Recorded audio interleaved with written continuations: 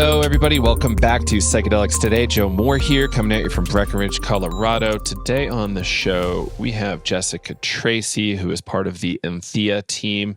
Jessica and I recorded at Psychedelic. The team there was kind enough to give us a room to record in for a few sessions, and it was excellent. So thanks, Psychedelic, and thanks, Jessica, for joining us. So Jessica's work at Enthea is quite interesting. The work is around how do we get insurance coverage right now for psychedelic interventions that are legal and available, a la ketamine. And Enthea, we've had some representatives on before, but I think this is the first one, at least in the second half of 2024. And it's great to hear some updates about what's going on at Enthea. Enthea famously did some health care programs with Dr. Bronner's for their employees, so their folks who qualify could get ketamine-assisted psychotherapy. I think that's really lovely. So thank you, Jessica, for joining us. Thanks, Enthea, for the hard work you're doing out there, and hope you enjoy this one and learn a bunch about insurance. It's very important. It sounds boring, but I promise, the impact that could come from real insurance coverage for folks would be very, very meaningful for a lot of people. All right, enjoy. We'll see you on the other side. All right, here we are, University of Pennsylvania, Psychedelic. We're down in the recording basement, and I'm here with Jessica from Enthea. How are you? I'm doing great. Thanks so much for having me here. I'm excited to talk to you. Absolutely. We had a chance to chat a little bit, and I got to see you on stage a little bit in your panel with who was it? Michael Hoyos, Elliot Marseille, and you were up there talking about kind of the money aspects of this whole psychedelic thing. Was there anything in particular that stood out for you in those conversations? I loved what Elliot was talking about around the cost effectiveness of psilocybin for the treatment of treatment-resistant depression. When we look at insurance coverage and we look at the future of employers and unions potentially covering these therapies, which we know is going to be incredibly important from an access perspective, seeing that model and that analysis that he did to show that it is in fact cost effective, which I think we all knew, and this is even on a one-year analysis.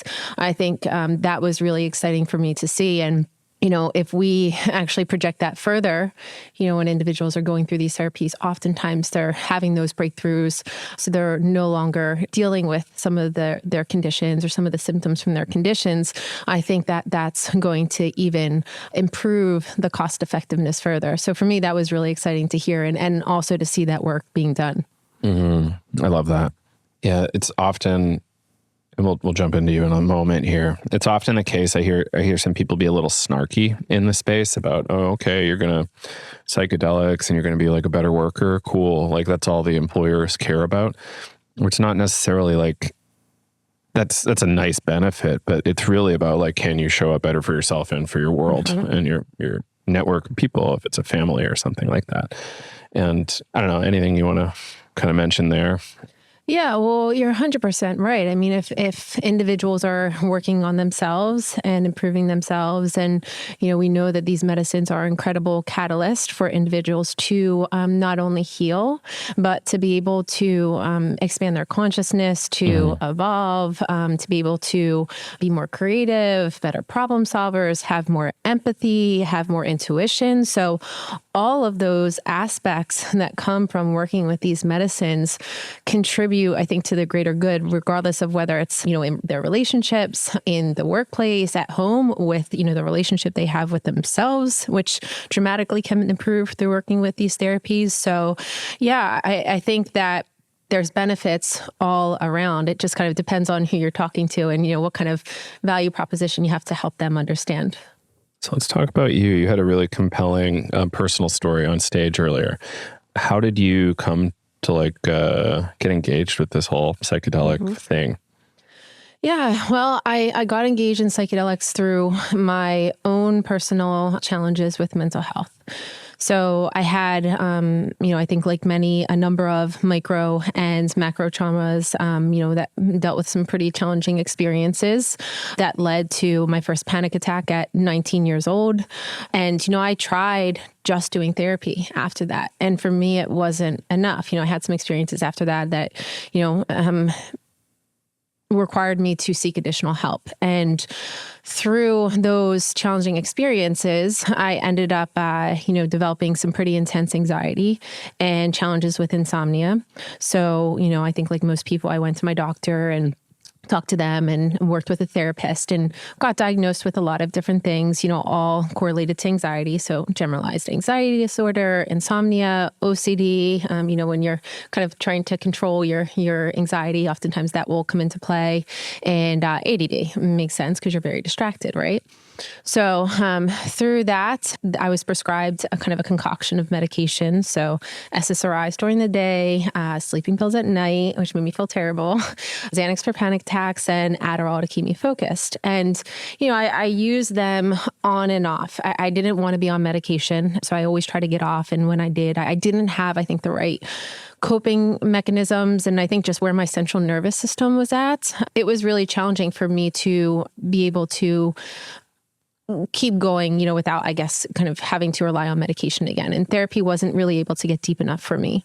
I would say I also found other coping mechanisms. So, really just kind of overworking myself and also drinking, more than I should have been at the time. I didn't look at it as a coping mechanism then because I'm just thinking, well, I'm socializing, I'm networking.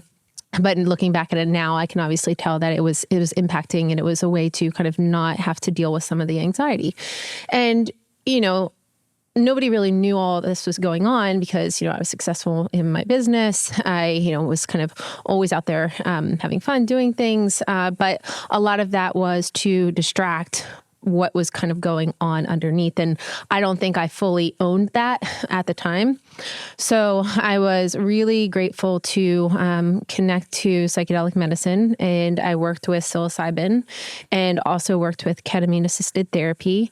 And through those experiences, I was finally able to get to the root cause of some of what, the quote unquote condition, the root cause of ultimately what I was experiencing. It helped me to process those traumas, process the experiences, to kind of move that stored energy that I think was causing a lot of the anxiety and insomnia, to reset my nervous system, which was so incredibly important. And then ultimately, I think really be able to engage in more healthy coping mechanisms like yoga, meditation, breath work, all of those things that I now do on a daily basis. So, through that work, now I'm really happy to share I haven't been on any medication for 4 years. I haven't drank officially today for 2 years, which for me, is something that I think is important, for me with kind of dealing with anxiety. So yeah, and I feel kind of better than I ever have. So once, I think like many people that didn't get into this space, once I went through that and I saw how transformative these medicines can be compared to traditional therapies, I had to get into this space. And really for me now, it's how do I create that education? How do I create that awareness? And how do I support access so that others, that have had, similar experiences, similar challenges, or other challenges, of course, with mental health, can engage with these medicines. What kind of work were you doing before? I was primarily in insurance. So I spent about a decade in insurance underwriting and also employee benefits consulting. So obviously that work in insurance is very connected to what I'm doing now in the field of insurance coverage for psychedelic medicine. And then I also worked in clinical genetics. And, it's interesting because there was a lot of parallels to that work as we were democratizing access to DNA sequencing for the prevention of hereditary cancer and disease, pharmacogenomics. And a lot of these screenings, they had a ton of clinical research and efficacy around them, and they weren't covered by insurance. So a lot of that work was going to employers, going to unions, and helping them to see the benefit, the value for their employees, and being able to pay for them almost like a kind of insurance product, if you will, which is very similar to what we're doing now with Enthea. Cool. And when I first started hearing about Enthea, it was mostly talking about the kind of integration with Enthea into the Bronner soap world. Could you talk about that? Yeah, so that was a really exciting program that we launched. It was, our one of our. Like, what is Enthea? Like, I know there's kind of like an employee benefit package that can be offered in some ways to some employers. And Bronner soap, I think, was the first major announcement I saw. Yes, they were. Yeah, so Enthea ultimately allows a mechanism for employers, unions, EAPs to cover all or a portion of the cost of legal psychedelic medicine. So right now that's primarily ketamine-assisted therapy, and then also where legal psilocybin. And, we are effectively a third-party administrator of these plans. So we have established a national network of providers that we have individually credentialed across the country. Yeah. So Like Enthea did a credentialing process on their own?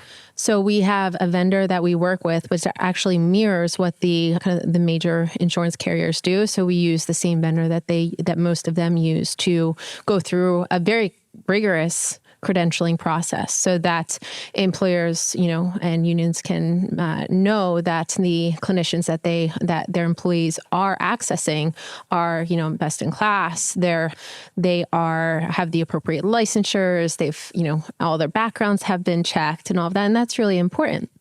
Another really important aspect of that is the medical policy that we developed. So we developed an evidence-based medical policy, and that was developed to ensure that, we're treating patients with treatment protocols that are aligned with clinical research, and that, the care that individuals are getting is done with clinical oversight, that there's case management included, that there's, care coordination, just all of the kind of typical things that you would expect throughout, a patient's, care journey. And then with Dr. Bronner's, that was such a great opportunity to work with them, because we were able to see, real life patient outcomes. There's obviously a ton of clinical research out there that shows, that the outcomes of these treatments are effective and also safe. But to have real life outcomes, especially of this in an employee benefits context, was, really powerful for us. So I'll just share some of those outcomes with you. So what we saw was an 86% improvement in PTSD, 65% improvement in depression. And actually, individuals were actually moving out of a clinical diagnosis of PTSD and depression, which was really exciting for us to see. This is primarily around ketamine? This is ketamine. Yes, they use ketamine-assisted therapy. And 67% reduction in anxiety. And then lastly, 80% of the patients that were on antidepressants and that went through the treatment were no longer on antidepressants at 3-month follow-up. So super exciting. That's robust. So let's go backwards. How did you find out about Enthea, and how did you get engaged? Yes. So, I don't remember if someone mentioned them to me first or if I saw them on LinkedIn.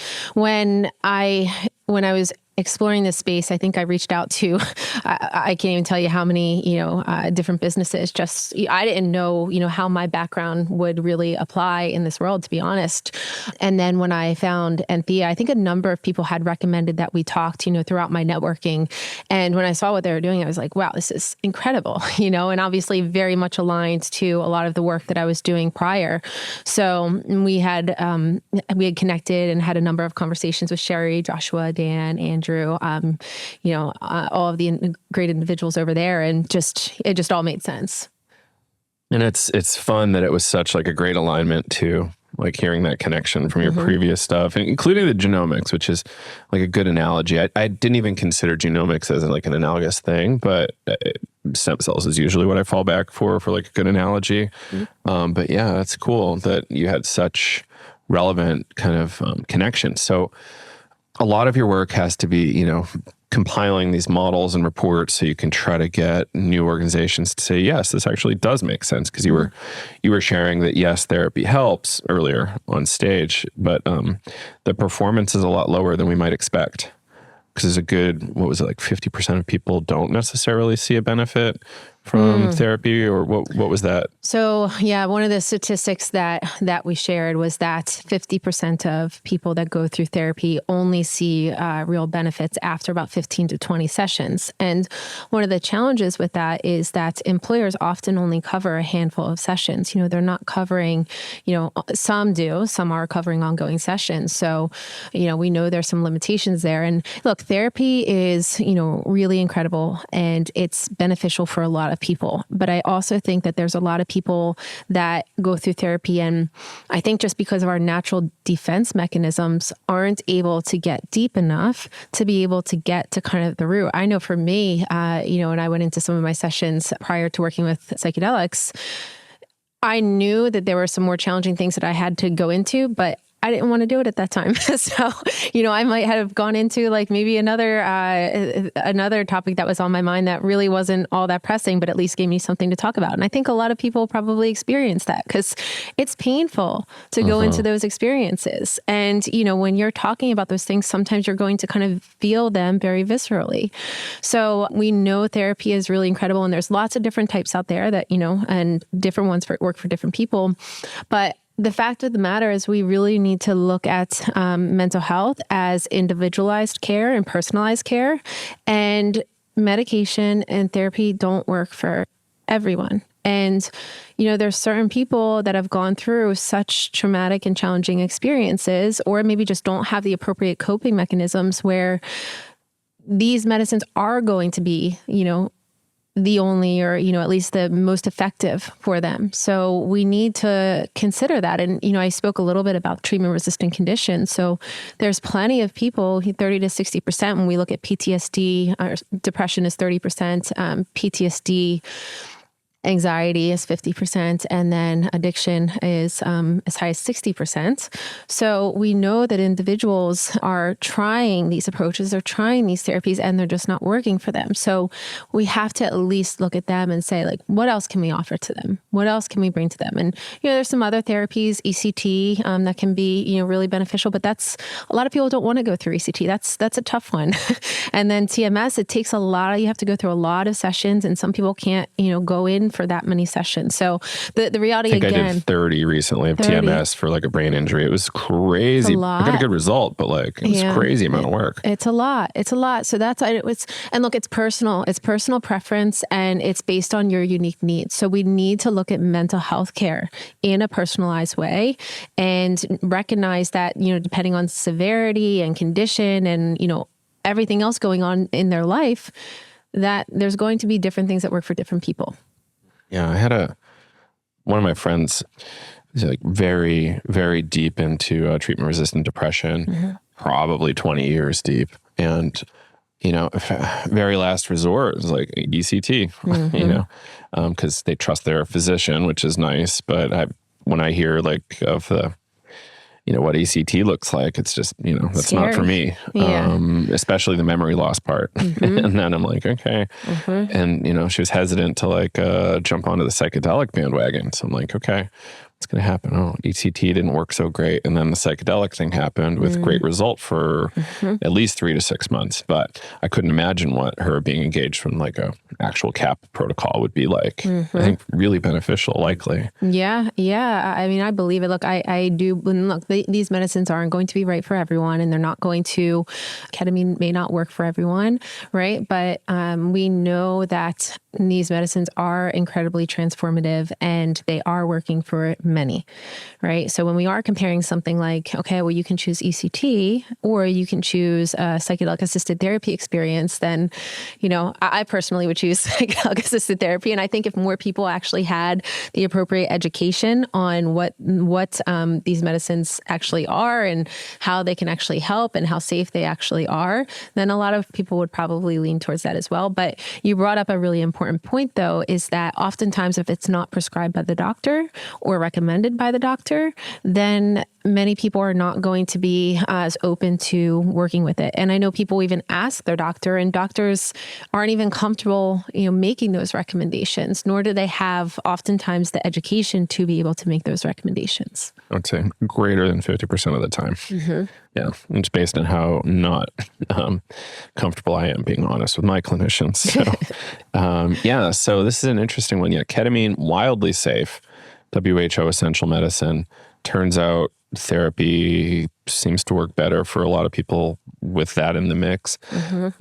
It's interesting. The neuroplastic window is what, only like 48 hours after or 72 hours after maybe. So it's like, how can you do that and then get into therapy right after, like a day or two later? I think there's some kind of benefit optimization that, this whole field's so young, right? That we have so much left to learn. Yeah, so it's absolutely. like, what are the questions from like your end? Actually, that's a good pivot. So like, well, actually, I have something to say about the ketamine-assisted therapy part. So, I alluded to the fact earlier that, our defense mechanisms get in the way when we're in traditional therapy. So that's one of the beautiful aspects of psychedelic-assisted therapy, ketamine-assisted therapy, right? Because the medicine does, well, one, it surfaces what you need to work through, right? So it's going to bring light and bring awareness to what you need to work through. And, I think that it can also do so in a gentle way, right? Sometimes you can go through, you can reprocess the trauma, but you can do it in a way that's almost from like an outsider's perspective, right? So it's like, if you heard you have a trauma, right? If your friend had that trauma or your child had that trauma, you would hold space for that trauma in such a different way with so much more empathy and so much more compassion. And, I think when things happen to us, there's a lot of other things associated, guilt, shame, whatever it might be. So when we incorporate medicine to enhance the outcomes of psychotherapy, because that's ultimately what we're doing, right? We're incorporating these really beautiful medicines to enhance the effectiveness and outcomes of psychotherapy. It allows people to, when we talk about get to the root cause, because it brings you to the work that needs to be done. And then you have, a conversation with therapists that are trained, they're informed, and oftentimes they're informed in kind of trauma-based care, not always, but a lot of times. And you have now a professional that can work with you to give you the tools and to kind of guide you through and integrate those experiences. So that's why, I think the therapy component can be so much more effective here with the incorporation of the medicine. So what data that isn't available yet would be really helpful for you to have around talking about this and kind of convincing large organizations that this is a good employee benefit? Great question. This is actually something that Elliot and I were talking about earlier, and Liam, who works with him. And I think the most... Let me introduce him real quick. So Elliot has been on the show. He's a Berkeley economist doing some really interesting economic studies around, what are the benefits, like what is the math around all this stuff, and what will it look like if deployed at a large scale. Yes. Thank you. Yeah. So, all of the work that he's doing is so amazing for the field, especially in terms of insurance and employee benefits. But one of the things that we were talking about earlier is, it's hard to measure productivity. It's hard to measure absenteeism. It's hard to measure presenteeism, also looking at things like disability, leaves of absence, even impact on safety, right? I was talking earlier about, people in the construction field. If you are going through mental health challenges and you're on a job site and you're, distracted or, your mind's kind of clouded, that's obviously a major safety issue. So some of these data points that I know are really important to employers that everyone's really trying to solve for, all employers are trying to solve for, would be really helpful to see, like, okay, if someone goes through, a psychedelic assisted therapy experience, how does that improve, some of those measures? And, I hate to say that too, because, it's not just about like productivity, right? Because, I think that's also some of the challenges with mental health and people being overworked, right? But it's about them being the best versions of themselves and being able to show up to work happy, to be able to kind of like, want to do their best, be able to do their best and kind of give their best because they want to. Yeah. So I think that those would be really important statistics to measure after individuals go through. And the other aspects too that we oftentimes just are so focused on mental health, right? Because we're in a crisis. But we also know that these medicines are really incredible for creativity, for performance optimization, for expanding consciousness, for problem solving, for being able to be more strategic. So also empathy, being more empathetic, being more intuitive. So, think about leaders, of an organization. So I think we have a lot of anecdotal evidence that people talk about, but it would be really cool to have that measured. And then one last thing I'll add, just because I am definitely a genetics geek, is I would love to, see if anyone's exploring epigenetics. So how are your genes actually being, changed from a positive perspective after going through these experiences, because we know some of, alcohol, bad food, whatever it may be, they can cause genes to express, and that can lead to cancer, so forth. So how can psychedelics actually improve your epigenetics and maybe turn off some of these gene expressions that can lead to disease, can lead to other conditions? I assume you're aware of some of that data. There's been a few smaller studies around genetic expression with ayahuasca now. Not in the psychedelic space. No, I want to learn more about it. I'll try to remember and we'll talk about it later. But yeah, some really interesting stuff is finally happening. I think the Colorado-based group Unlimited Sciences did some stuff with Hopkins maybe around it. And then maybe that might have been a different one. But they, I think, did a bunch of stuff around ayahuasca. I think people actually went to Peru or whatever and did kind of sampling, which is really interesting. So conversation is developing. And I'm really curious about it too, because it could really be helpful for us, improving health across a larger population, right? Mm-hmm. Yeah, that'd be really fun and interesting. So in terms of what does it specifically look like? So you have, all right, so I'm a dock worker, not on strike currently. And, I want to get some health care, there's some things going on in my mind that are not optimal. And I say, oh, this ketamine-assisted psychotherapy benefit is interesting. What does that process look like for the employee? Yeah, great question. So first, we of course start with education. That's incredibly important. There's some misconceptions, there's some stigma, just a pure lack of awareness that it's available and out there. So there's a lot of education in the beginning. We let people know, who may be eligible, what conditions we're treating, and what the process is to continue if they want to explore it further. So from there, they would go on our member portal. They would find a local provider, a nationwide network. So they would find a local provider, and then they would schedule their screening evaluation. That screening process is incredibly important because that's where you're meeting with the clinician, and that clinician will be making sure that one, is the medicine safe for you? So is there no exclusionary criteria? Is the treatment appropriate for you? Do you have a condition that we are covering? PTSD, addiction, depression, anxiety. And then from there, if all of those things align, then it would come to Enthea's medical director, who does a prior authorization process, just like a traditional carrier would. And that is, again, ultimately ensuring that it's safe, it's appropriate. Do they have a condition? Ultimately, does it align with the medical policy that we set up that is based on evidence-based, and based on clinical research?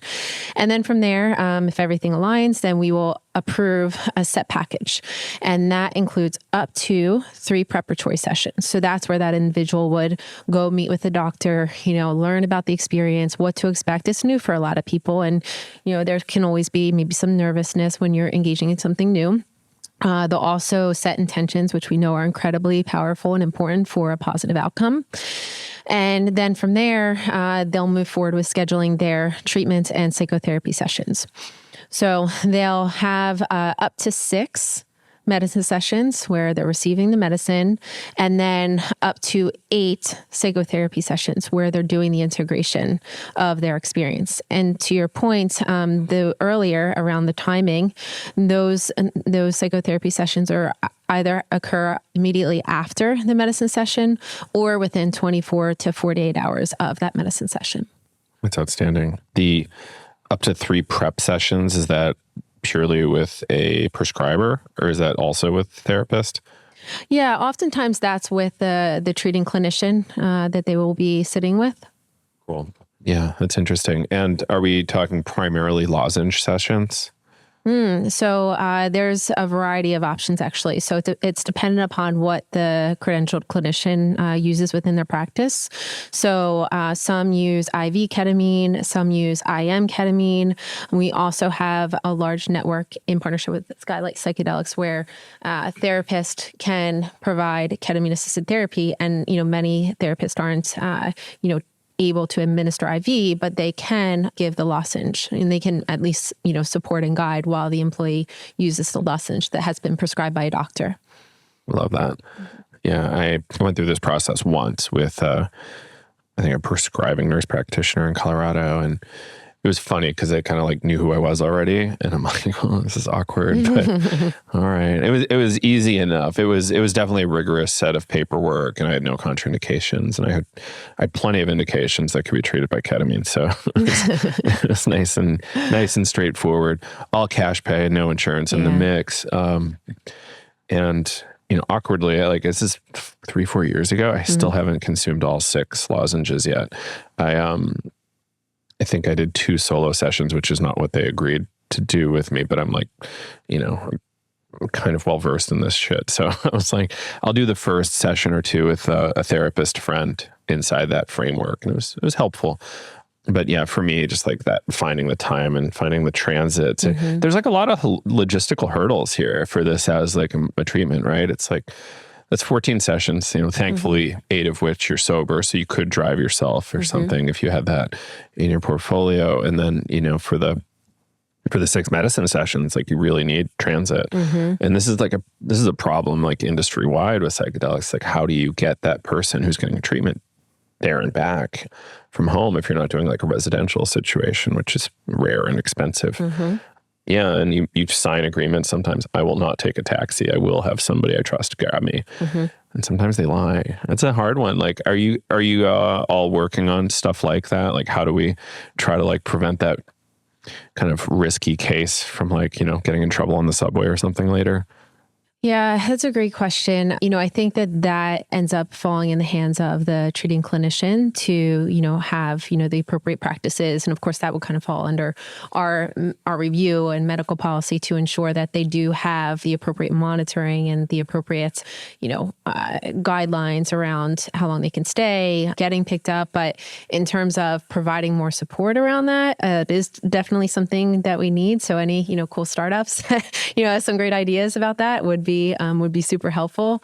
But yeah, it definitely, look, there's lots of barriers to access here, and there's lots of things to tackle in this field. And that's why we need people that have, really great ideas to kind of come forth to solve some of these challenges. And, I think that's probably why we see, a lower utilization, because, when we go to employers, like, oh, it's going to be so much money, it's what if everybody gets it? But the reality of it is, we're looking at maybe 3 to 5% participation. One, because, the individual has to have a condition that we're treating.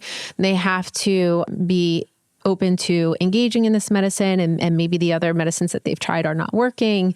And then, to your point, there are always going to be some of those kind of other barriers. But look, if people really need it, and that's what I say, when I talk to employers and unions, I say, like, look, we are going to be working with the individuals that really need this. Those that are suffering, those that are really looking for something because what they're doing today just isn't working. So, when you think about kind of like, I hate to call ROI to this because it's odd to talk about ROI with mental health, but it's a thing that employers and unions consider. But when you think about, those individuals that are really suffering and all of the other costs that the employer could incur, there's obviously some real benefit. Of course, the most important benefit is that they're helping their employee heal. Yeah, that the ROI thing is a really big deal. And like, yeah, less accidents, less no-shows, like all that stuff is really great. And, when somebody shows up better for their family, they can show up better for work. Oh, yeah. Right? It's a no-brainer. Yeah, when stuff at home's going great, stuff at work's a lot easier generally. Absolutely. Absolutely. Yeah. We see, that mental health is causing a lot of other challenges with employers. So the rate of leaves of absences for mental health, they went up 300% from 2017 to 2023. It's a major increase of people having to take a leave because of their mental health. Like we need to help them. We need to do better here. And disability, depression is the highest cause of disability in the US. So you can see that, these conditions are getting to the point where they're so debilitating for people. So MAPS was shot down by the FDA. It's looking like it'll still come, but it's going to be a bit of time. Compass Pathways is on some sort of timeline. Is Enthea interested in other FDA-approved treatments once they become available? Oh, yeah, absolutely. Absolutely. Yeah. So the model really is to create access to an insurance coverage for psychedelic medicine. So as additional medicines become FDA approved or legal, then they will fall under our benefits package. So we're looking in the future of creating access for employees to psilocybin. So employees can go to Oregon, eventually Colorado, to be able to receive these services through the wellness centers. And, there's some great receptivity from employers and unions for that, which is really incredible to see them kind of be able to open their eyes to these types of therapies. And then we're also creating access to, some non-psychoactive treatments that are also really beneficial for the treatments that we're covering, like SGB and TMS as well. I actually don't know SGB. What's that? Stellate ganglion block. So it's like kind of a nerve block, like deep brain nerve block of some kind? Exactly. So it's where you can get an injection in ultimately the fight or flight nerves that are above the collarbone. Generally, it's one injection, and then you would do therapy and integration afterwards. And if it doesn't take, then the second one. Oh, I have heard good stuff about this. Great for PTSD. Yeah, really great for PTSD and a number of other challenges as well. So yeah, there's some providers in our network that are offering those treatments. Is part of the thesis that, groups like, Blue Cross, Anthem United, et cetera, are going to be really slow to add these to their plans. So Enthea can kind of be there for this period of time where just the rest of the world isn't actually getting coverage.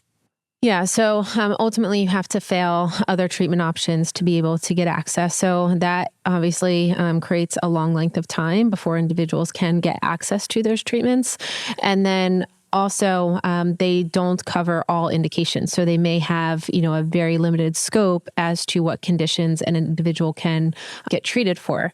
Whereas, through Enthea, we may be able to kind of expand those conditions to treat, more than just treatment-resistant depression.